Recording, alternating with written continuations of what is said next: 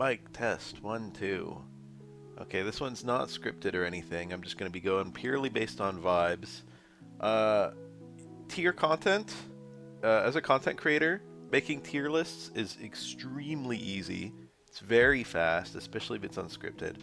And it's basically just free clicks because this is the kind of thing that every single person wants to see. I thought it would be kind of fun. A few people have been saying in the comments to make a tier list of the rare candy abusers in the new meta. Well, I say the new meta, but actually this particular tier list doesn't have any of the new cards from the latest expansion on it other than Solgaleo and Lunala. But that kind of gives us an opportunity to look at some of the cards that have already existed and evaluate how well rare candy works for them. Now, I've already got an idea for where everything is going to go in my head.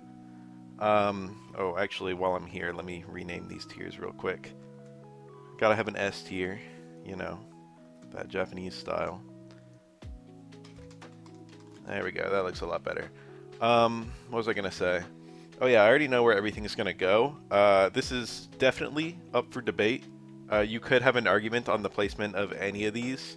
So, you know, if you see something that you think is extremely sus, feel free to discuss it in the comments. Rare candy just skips straight to the stage 2 of a given Pokemon, so you don't have to go through the stage 1 when evolving it. The big advantages of this, obviously you could just run Rare Candy and the Evolution Mon to have extra consistency in your deck. That way you can either draw the Rare Candy or draw the Ivysaur or whatever it is that you need. And either one will give you a path to Venusaur. So there is utility to running everything, but deck slots are very limiting. You have a lot of good cards that you want to run, so you might not do that, or what a lot of people are doing right now, I don't know if it's going to end up being optimal, is running a single stage 1 plus 2 rare candies or something like that. Anyway, the reason you'd want to get into a stage 2 right away, there's a few. First of all, stage 2s have a ton of health, so being able to get into your stage 2 immediately will help you dodge KOs frequently. 2, a lot of stage 2s have interesting abilities that are very powerful, and getting to the stage 2 will allow you to exploit the ability right away. And then 3, a lot of stage 2s will have, well, I shouldn't say a lot, a few stage 2s have very cheap attacks. And if you can get into the stage 2s right away, like for example Incineroar in the latest expansion, you can actually attack as soon as you become a stage 2 with attacks that are much better than the equivalent basic or stage 1 will have. Anyway, let's get right into it. I think the S is going to be the cards that are just really showing up. There's as soon as you can get into them, they're doing their full purpose, basically. Those are going to be the absolute best ones. There's going to be a significant reason to get into it right away, but I think I'll kind of keep this separate from the S rank cards because they won't have quite their full access, their full utility, or they just will be worse cards than the ones I'm going to be putting into S. B are cards where there's certain advantages to evolving early, and then C are going to be the cards where there's really no reason to use the rare candy as opposed to just evolving organically. Alright. Anyway, let's get right into it. We got the Venusaurs, first of all. This is actually a pretty easy placement for me. You could argue that evolving into them quickly gives you their very high HP totals, so that's not nothing. But the extremely high energy costs and the lack of any kind of ability, plus the high retreat costs, make me feel that they're almost a liability to get onto the field before they're ready to attack. You really want these guys to have all their energies before you get them as Venusaurs, or like as you get them as Venusaurs. There's not much point to getting them up early. I don't want to keep the descriptions on all these cards super long, so I'm going to try and fly through it. Butterfree, this guy has an ability that heals your entire party, I think. That is useful the nanosecond you got it onto the field, so this one's a pretty comfortable. It could be an A or an S rank. I think the reason I'm putting it into A, even though it's doing its full purpose, you can't attack with it very easily, so, you know, theoretically if the opponent Sabrina'd you into it, it would be kind of annoying. But it only has a retreat cost of 1, so it's not a huge deal. But the whole reason you would run this card is for the healing effect, and it can do that the nanosecond it's a Butterfree. It doesn't need any kind of energies or anything like that. Combined with the fact that it's much bulkier than when it was a Caterpie, so that one's pretty simple. This is a card that abuses rare candy quite well. You want it to be a Butterfree right away.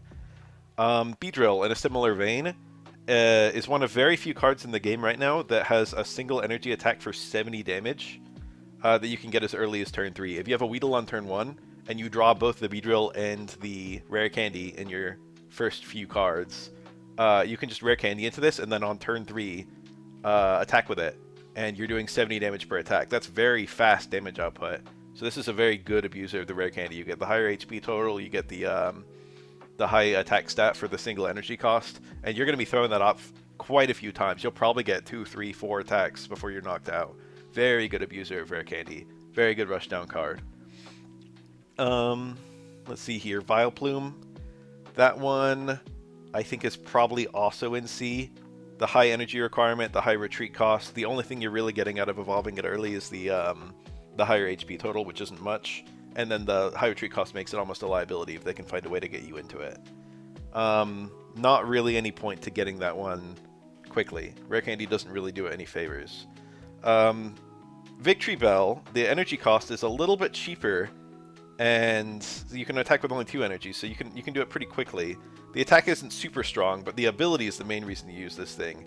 It can pull basics onto the active spot, which then enables you to quickly and easily kill them. This could be used to kill things like a Cosmog, for example, before it ever gets a chance to evolve. That effect is available right away, but if you go first, you'll take till turn 5 before you're ready to attack. If you go second, it'll be only turn 4. That's the thing about all the 2 energy Mons, is they're not quite as good as the 1 energy Mons, but they're still extremely good. It's still good to get Victory Bell onto the field as fast as possible. I'm going to put this one into A as well. This is probably a card that's worth exploring now that Rare Candy is a thing. It's actually worth considering. I'm dead serious. I think Victory Bell has some potential. We'll have to be played with it a little bit. The Charizard lines, typically speaking, the original Charizards, typically speaking, these are run alongside Moltres. Typically, people don't even run this Charizard, but I think a lot of people are running it right now just because of Oricorio. Moltres and Charizard EX cannot touch Oricorio, so you need to run this one. This one slots fairly easily if you see an Oricorio on the other side, and then you can just, use it. And it's not a horrible card. It's not as good as Charizard EX, but you can still get a little sweep going with it. Both of these, both of them are going to be on the bench probably while you're building them up, and so it's not going to matter a lot whether you've got Charmeleon or Rare Candy. You might consider running a bunch. I think I wouldn't be surprised if Charizard decks right now are running a Charmeleon plus 2 Rare Candies or something like that.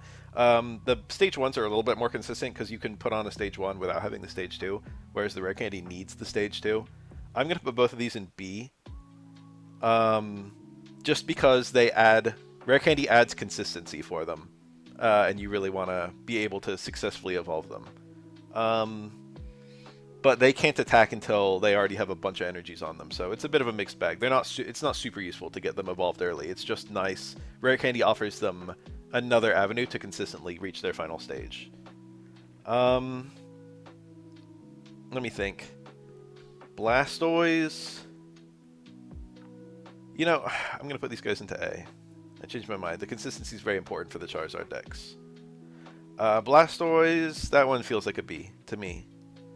And same with Blastoise EX. Blastoise EX is an A, because that one can attack for 2 energies. This one can't.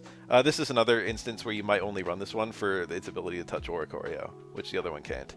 But this one, the extra HP total is very valuable. You got 180 health, that's a lot. And then even as soon as only having 2 energies, you can start attacking with it. So it's not just a sitting duck when it evolves early and you get shuffled into it early, or you have to put it out early or something like that. So that's a strong candidate for a Rare Candy, I think. This one, not so much, because you need 3 energies to attack with it. That's a lot worse. Poliwrath has an ability that it can start exploiting the nanosecond it's on the field, so that's nice. It's just a Rocky Helmet, basically. It's counterattack, I think, or something like that, but it functions like a Rocky Helmet. So if you evolve it quickly, 3 energies is quite a lot. You won't be ready to attack, but at the very least, you'll be much harder for the opponent to attack. So this one is probably a B or an A. I'm gonna put it in... I mean, Rocky Helmet's not that good. I guess... I mean, you could put a Rocky Helmet on top of it as well. It's between B and A. It's hard to say. I'm gonna put it in B, just because it's not that great of a card. I think that drops it down a little bit. Amistar is probably a B. It's nice to have an Amistar in the field instead of a Fossil, I suppose. I don't know. The Fossil's kind of nice too, because if you ever get forced into it, you can just discard it.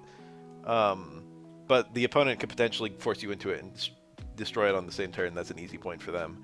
But Amistar has no ability, and it has a pretty high retreat cost, and then it also can't attack until it has 3 energy. So there's no particular reason. It just makes it harder to kill is the only advantage it gets out of being evolved early. This one's a tough call too. Maybe I'm going to put it into C, because it's not really doing anything by being an Amistar. Greninja, there we go, another comfortable S rank. This card is a fine attacker as they go, but the really big edge on it is that it's got this extremely useful ability to target benched Mons, or just get free actions with its Water Shuriken attack. And it can do that in the nanosecond it's a Greninja, even if it doesn't have the energies ready to go. Plus the very low retreat cost of only 1, and the very low attack cost of only 2 energies. This is a stellar card, and the cards you're going through are not that great as well. That's kind of a little thing. If you've got a good stage 1, you might not want to skip it. And Greninja has a bad basic and a bad stage 1. The only good things about them is that they're colorless. But like they've got very low damage compared to a lot of stage 1s. Or a lot of pre-evolutions, let's say.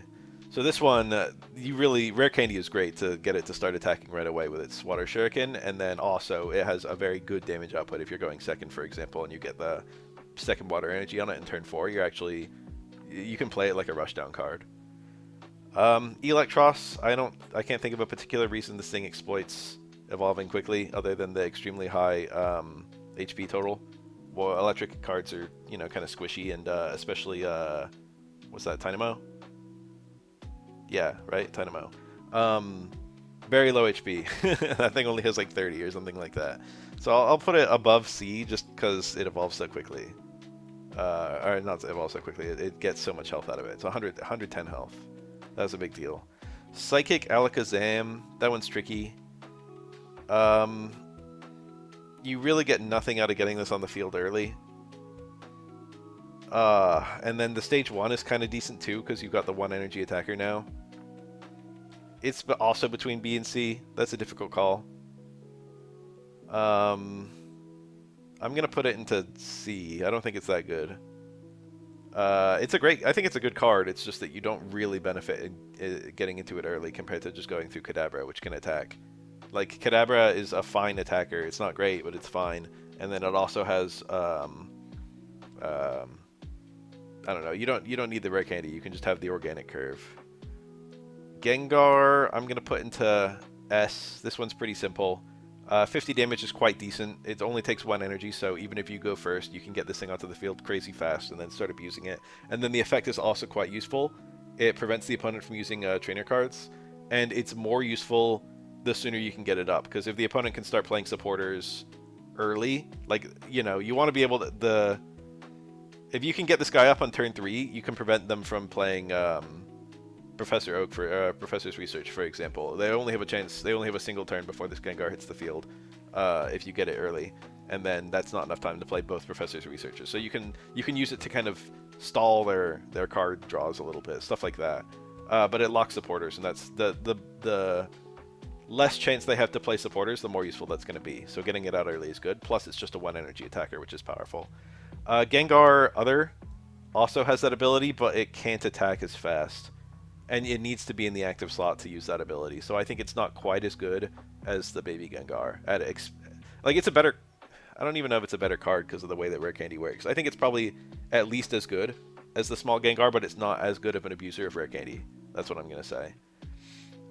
Gardevoir, its main purpose is to sit on the bench and give your main mon energies, and it can do that fine even if it evolves right away. Not only that, but the retreat cost is kind of effectively lower, because if you're forced into it early, you can just give yourself energies to help you switch out. So that one, in my mind, is actually quite a good card to get into immediately. That's a very good recipient of Rare Candy. Machamps, these ones, they're high energy cost. There's no particular reason to get into them right away other than the HP, but like Machop and Machoke actually have decent HP. And then they have a nice organic curve of their attack power, like 1 energy, 2 energy, 3 energy. If you skip their basic and stage 1, you kind of just lose damage. You're just not attacking on turns where you would be attacking. I'm going to put both of these into C, but I think the other Machamp, wherever it happens to be, that one would go into probably A. That one's quite good, because that one can attack a lot sooner. You get the 70 damage is quite a lot of damage to hit for 2 energies. That one's nice. I know it seems strange, but 2 energies and 3 energies is actually a pretty big deal, gameplay-wise. Golem. I think both the Golems are probably an A. That's a weird thing to say because they're so energy hungry and there's no fighting energy acceleration except Brock. But the key to Brock is that you can't play it unless it's a Golem. You can't play it on a Graveler or a Geodude. So getting it to a Golem right away is very helpful to let you put those Brocks, to play those Brocks. You'll have more total turns to play Brock, which means it's more feasible to play 2 Brocks by the time you actually need to go out into the Golem. So because of that, by merit of that, I think that they're both possibly they could be put into B rank. That one's a hard call because they don't exploit rare candy in any other way other than the high HP. It's just nice to be able to play the supporters on them when you don't have as much opportunity cost, or to have that freedom rather. Kabutops, that one's a pretty. That one I would put in S if it was a better card. I'm gonna put it into A. It exploits the rare candy basically to the fullest possible extent. It stops being a fossil. It can attack right away. The damage output is okay, and then the healing is quite nice as well. I'm kind of convincing myself to put it into S. This is a hard call. I think the only downside is, the only reason I'm not considering it for S is because I consider it to be kind of mediocre. But it is a very good recipient of rare candy. Maybe it's S. It gets all its functions by having the rare candy. Let's just leave it in S for the time being. We'll figure it out later. Nidoking and Nidoqueen. This is kind of an interesting one because they would be not great recipients of rare candy. They're 3 energy attackers and their retreat costs are kind of high. But the big thing about them is that they... rare candy enables you to have more evolutions, basically. Rare candy can be used for either of them. One of the little things rare candy does is it enables decks with multiple stage 2s a little bit better.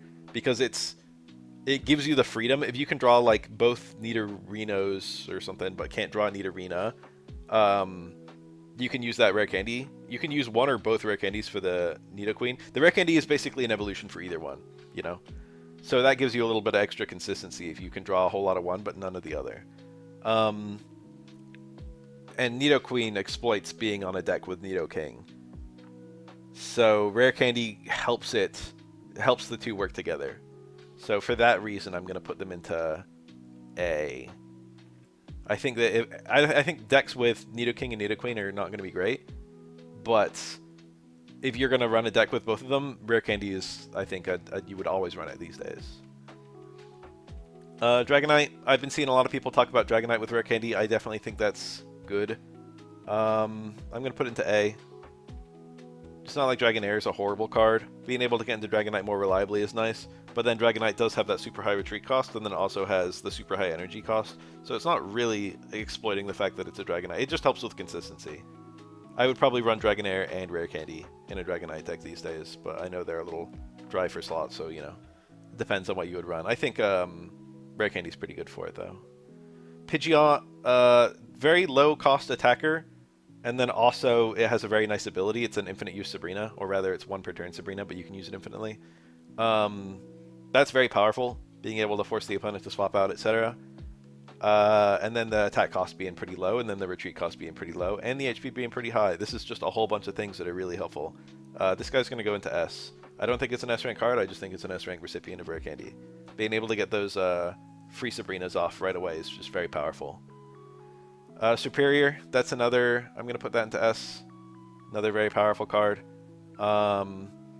The main thing Superior does is double the energies in play, and it can do that in the nanosecond it hits the field. It also reduces its own energy cost, so it only needs 2 energies to attack, so it's not even a horrible attacker if you evolve it early. That one seems pretty obvious to me. Very good recipient of Rare Candy there. Florges, I haven't seen anyone run this thing in a long time.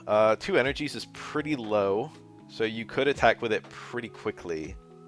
I guess it's going into A, and then its purpose is that it's like a little party heal. It feels weird putting it to A. I don't think it's like a stellar card or anything. But, you know, being able to get all the way to it really quickly. It does have an okay stage 1. So that one's another little question mark. I don't know. Seems alright. 2 energy attacks is powerful. I don't know. Let's see here. Scolipede. That's a pretty comfortable A. Being able to evolve it pretty quickly, and then it's got a relatively cheap attack.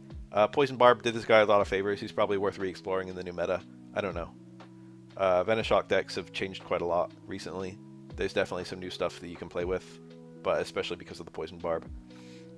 Pidgeotto EX, high energy cost. There's not a whole lot of reason to get this up as fast as possible, other than the high HP, because Pidgey is kind of a sitting duck, very squishy little guy. I'm going to put it into B. Oh, only 1 retreat cost, plus the extremely high HP total. You get 120 HP compared to Pidgey. 100, 110 if it's the Genetic Apex Pidgey. That seems alright. Bellossom, pretty high damage. I think 80 damage for 2 energies, if I can read it. I'm squinting. That's pretty fast energy to hit that number, and then you also have an extremely high HP and a low retreat cost. So it's a pretty good way to exploit Rare Candy. You'd like to get that. There's no particular reason to be a Gloom. One thing that's kind of funny about the Oddish line is that Oddish and Bellossom are 1 retreat, but then Gloom is 2 retreat. Both Glooms are 2 retreat. Torterra, you guys know where this thing is going. It does not benefit at all from being a Torterra right away. The energy cost is just way too high. You do get the extra HP, but its lower forms actually have decent HP too. And then this retreat cost is very awkward. You can evolve organically, and you can attack on the way up, and that's probably going to be better than just getting into a Torterra right away and not being able to do anything. Infernape, that one's probably an S. You get your 1 attack off as a Chimchar, and then your next energy can be used to throw off that huge attack. You also get to exploit the retreat cost right away if you evolve it with a Rare Candy. That's kind of a big deal, being able to instantly go to 0 retreat. There's a couple Mons that are going to be doing that. Palma and what's the other one? Luxray. Being able to instantly go to 0 retreat can be very helpful. It means you can't get trapped into the Mon, and it also means it can help you with pivoting here and there. But the low energy cost, of course, is the main heavy lifter, and then the high HP.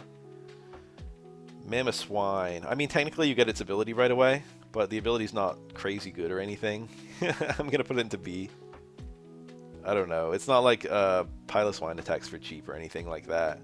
It's not like you're really missing attacks on the way up. I guess I'll put Empoleon there too. There's no particular reason to be an Empoleon and skip Prinplup. Prinplup can just get an attack off, whereas Empoleon can't. You're going to lose a little bit of consistency by not having the stage 1, unless you're running both. And then also you're potentially missing an opportunity to attack. We finally rolled over to Magnezone. This one's the easiest one to place. This is the only card that actually has a stage 1 that's extremely important, and you do not want to skip that stage 1. Even in an electric deck, you're just missing out on a bunch of free energies by skipping Magneton. So this one gets a little tier of its own, because this is the one where you actively would not want to Rare Candy it. It would be bad. Like these ones, it would just be okay. It wouldn't probably be a liability. This one would just lose a bunch of energy by skipping its middle form. Luxray, this one's an easy S for me. Kapow. Luxray can have 0 energies and then become a Luxray. Or rather, Shinx can have 0 energies, become a Luxray. And on that very turn, it can attack because of Volkner. You can literally put your turn energy on it, plus Volkner 2 more energies on it and attack. So being able to go right into Luxray is great. As long as it's not immediate. Like, you can't do that on turn 1 because Volkner only draws discarded energies. But being able to rapidly evolve with the Luxray is basically just all good. You get the high energy, the high HP, you get the 0 retreat cost, and you have the ability to attack right away, potentially. It's just all good for Luxray to evolve as fast as possible. Togekiss, you really want that thing to be able to get on the field with relatively low damage, get it up early when the opponent doesn't have any big attackers set up, because its attack exploits the fact that it's been on the field for a little while. So I'm going to put it into S, even though the attack costs 2 energies and not 1 or something like that, and even though it doesn't have an ability. You really want to be able to get that initial attack off so you can start hounding the opponent for 120 or 170 damage attacks. Definitely relies on being stage 2, relies on being turn 2, whereas a lot of these mons are still functional as a turn 1 or turn 2. The whole point of Rare Candy is to get these early evolutions off, so who goes first actually ends up mattering a lot for something like this. I don't know if I think Dusknoir is a good card, but I will say that Dusknoir, it meets its main purpose the nanosecond it hits the field. I'm going to tentatively put it into S. It's just there to sit on the bench and absorb damage from your actual active mons. It's unfortunate if the opponent manages to force you into it right away, because the attack cost is high and the retreat cost is high. But this guy his ability, especially the ability early on to suck up weak hits, is very valuable, I think. That one's just getting into S rank purely based on its ability. Rhyperior, that one's probably a C rank. There's no particular reason to skip Rhyhorn or Rhydon. I mean, there is because they're terrible, but Rhyperior doesn't benefit at all from being a Rhyperior right away. It's got so many energies, and there's no form of energy acceleration for it, and the retreat cost is super high. Nothing good to say about that card. Rampardos, I have a lot of good things to say about it. This is like one of the craziest. This is a candidate for the best rare candy recipient right now. Let me look at some of these other ones. I don't think we've got a better one yet than this one on the top here. 130 damage is absolutely freaking insane for 1 energy. Is it 120 or 130? It's 130, right? That's just, this thing is such a fiend if it gets to evolve right away. I don't want anyone asking me if you can rare candy fossils. Yes, you can, okay? We already had Kabutops and Amistar on here. This guy, his damage output for the rare candy is just phenomenal. If you can get this thing up quickly, you're super hard to stop. You can just run a train on the opponent's deck. They won't have a chance to do anything. Really, really good abuser of rare candy. The retreat cost, who cares? The recoil effect, who cares? The HP is quite nice. Gallade, what's that? What's the middle evolution? Ralts. I've drawn a blank. Kirlia. Kirlia, both Kirlia cards are pretty bad. Being able to skip them is very powerful, and then your HP total for this card is extremely high, and the attack cost is relatively low. It's only 2 energies. So I'm going to put this one into S. I think that's a really good recipient. And Ralts is not a great card either. So you really want to get into Gallade as fast as possible. That one seems like a comfortable S rank. Bastiodon gets to abuse its ability right away, but it has a super high retreat cost and a super high attack cost. So both of those are working against it. But the ability really helps it kind of stall, I guess. It's weird. I'm going to put it into A, just because it becomes very hard to kill the nanosecond it gets this ability. But you're not going to be able to kind of represent an offensive threat for a while with it. But just being able to prevent damage is very powerful. Waste the opponent's turns. So that one gets to A by its ability, but every other metric it would probably be in C. Garchomp. This one, as an ability, you can exploit the nanosecond you get it evolved, and technically you can attack by only attaching 2 energies to it. Practically speaking, they have to be the right 2 energies, which might not always happen, but I'm going to put it into S rank. Being able to Reckless Shear as fast as possible is quite helpful, and then the relatively low attack cost means that you could start attacking with it really quickly as well. It's just chance, but that's, you know, that's Garchomp. You know that when you make the deck. Porygon Z. I can't think of a reason why you'd want to get this thing evolved as fast as possible. It has, like, you lose the ability of regular Porygon, which is kind of nice. And then also, you have a relatively high retreat cost and a relatively high attack cost. I'm going to put this one, I'm going to put it into B. But both the Porygons have 50 HP, which makes them a little bit of a liability. Getting the evolution off quickly is kind of nice. And 3 isn't a ton of energies. It's, you know, it's workable. I don't know. That one's a B or C. You could take your pick. Staraptor. There's 2 Staraptors down here. I'm gonna take this one right ahead and just put it into S. This one can attack the turn it becomes a Staraptor if you have Berry.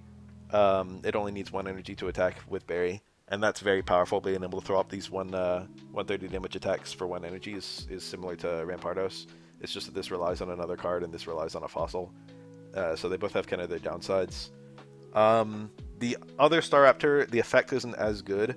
You can still attack at the same time frame. It's still 1 energy, and you can attack right away. And locking the opponent switching is still very powerful.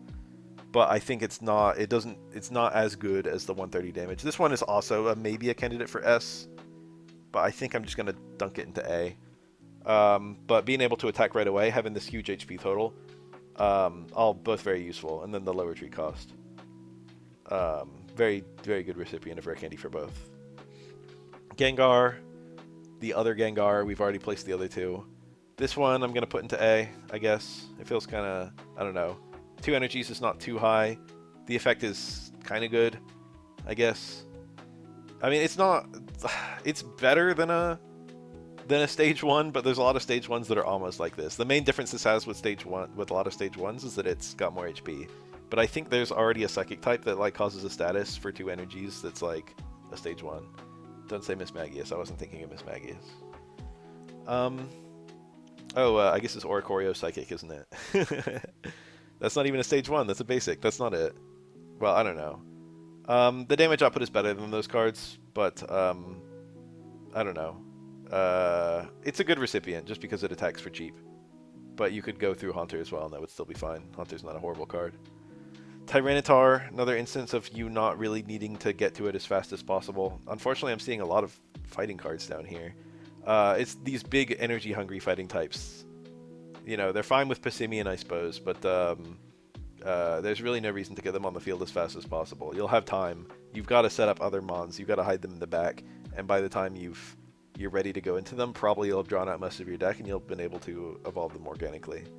But Tyranitar's effect with Arceus just raises its power if memory serves, so there's no... you don't get any way to exploit the ability until you can attack, and then the 4 energy cost is just so slow.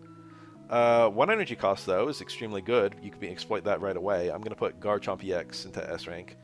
Being able to immediately play this and then throw out 50 damage attacks on anything on the field is very powerful, in my opinion. Even though you can't use the Dragon Claw until a little bit later, just being able to use linear attack is quite good. Being able to hit bench mons before they're really set up or like have a lot of HP or anything like that, very nice. Crobat, not only does this thing evolve, or not only does it attack with 1 energy, which is very, very powerful and very good for rare candy, but it has an effect that you can exploit the nanosecond it hits the field too. All you need is the Arceus. So it's probably a lot of stars to align to get Arceus plus rare candy plus Crobat plus Zubat in your first like 6 or 7 cards. But if you do have that, you've got a crazy damage output. This one is basically having its full function, and it's a good function. The nanosecond it hits the field. So that's an easy S rank to me. Magnezone. I know we have a Magnezone tier, so I could just put it here. But I think this one actually has a little bit better abuse because of that ability. Arceus allows it to take less damage while you're setting it up. So even though if you skip Magneton, you lose an electric energy that you could use to power this. Because it requires 2 metal and 1 electric, I think, or 2 metal, 1 colorless. So one of your electric energies you generate by going through Magneton could pay for its attack cost. But sometimes the rule of the day is to survive, and this guy can abuse his ability. So I'm gonna put him into B, I think. Palmot. This thing attacks relatively cheaply. It's 2 energies, and then you also get the 0 retreat cost. The super high HP. Electric cards typically don't have crazy high HP. And then you have the counterattack effect, so you get the Rocky Helmet effect, and then in a second you become a Palmot. So that's good abuse. On basically every front, you're getting nice abuse out of your out of the rare candy. Good HP, good ability, cheap attack, no retreat cost. That's a quadruple whammy. It's very, very useful. Rare candy right away, very good for that thing. Beedrill. I'm going to put it into S. It could be... being able to take away energies is more obnoxious the earlier on in the game you are, I think. And then the extremely high HP total is a huge upgrade from Weedle, which only has 50. Both of those together. Plus the relatively low attack cost, relatively low retreat cost, relatively high damage. Very good abuser of rare candy, in my opinion. Really gets a lot of mileage out of it. Meowscarada, same business. Cheap attack cost. High power, high HP, low retreat cost. That's nice.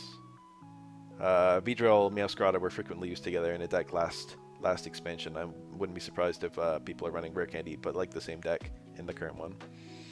Charizard EX, this guy's the king. I could put him right here at the front. He is the single best abuser of rare candy that I've seen. Being able to get right into Charizard immediately and then play Stoke and then getting 5 energies on it just right away. It is crazy hard. If this thing is on at turn 5 throwing up no downside 150 damage attacks until you kill it and then has 180 HP, this guy is an early game fiend. Extremely good abuser of rare candy. I've seen decks that are just literally 2 lines of this guy and nothing else, or like 2 lines of this guy plus like a single copy of the Incineroar line. That kind of deck is doing really well right now. This is maybe a better card than the other Charizard now, and that's kind of strange to think about because the other Charizard has been one of the most consistently top tier cards since the game came out. Other Zam, this one's a little bit cheaper, so I'm gonna tentatively put it into A rank. Getting its attack off right away, using its high HP, decent damage, low retreat cost.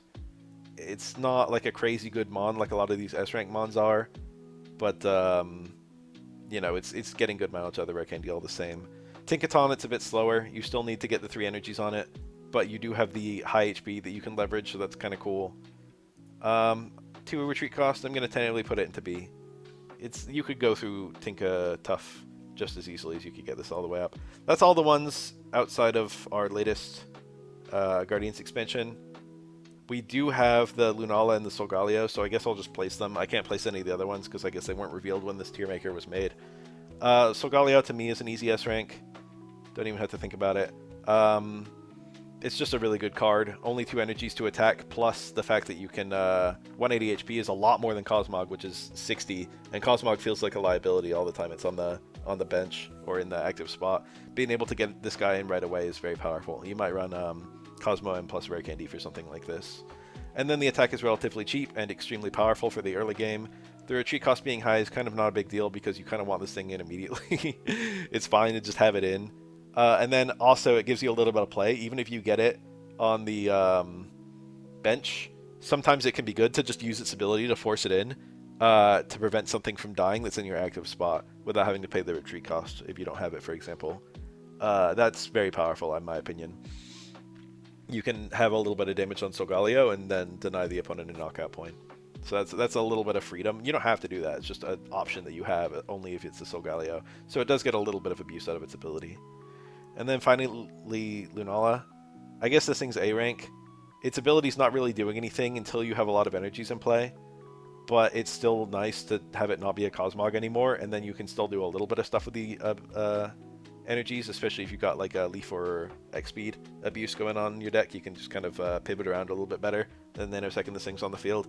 It can't attack until it has 3 energies, so it's mostly just using its ability until you get it onto the field. I've been using a deck that uses Lunala and does not use Cosmo M and uses Rare Candy. I think that's the main way to... And then I just run basics alongside that, stuff like Giratina and Giratina EX, and what's the other one I was running? Tapu Lele. It's good. The only thing that's holding it back from being S rank, I think, is the attack cost being a little bit high, but the extremely high HP and ability and retreat cost are all pretty good. The ability's better a bit later in the game, so getting Lunala early is not always necessary. Anyway, here's my whole list.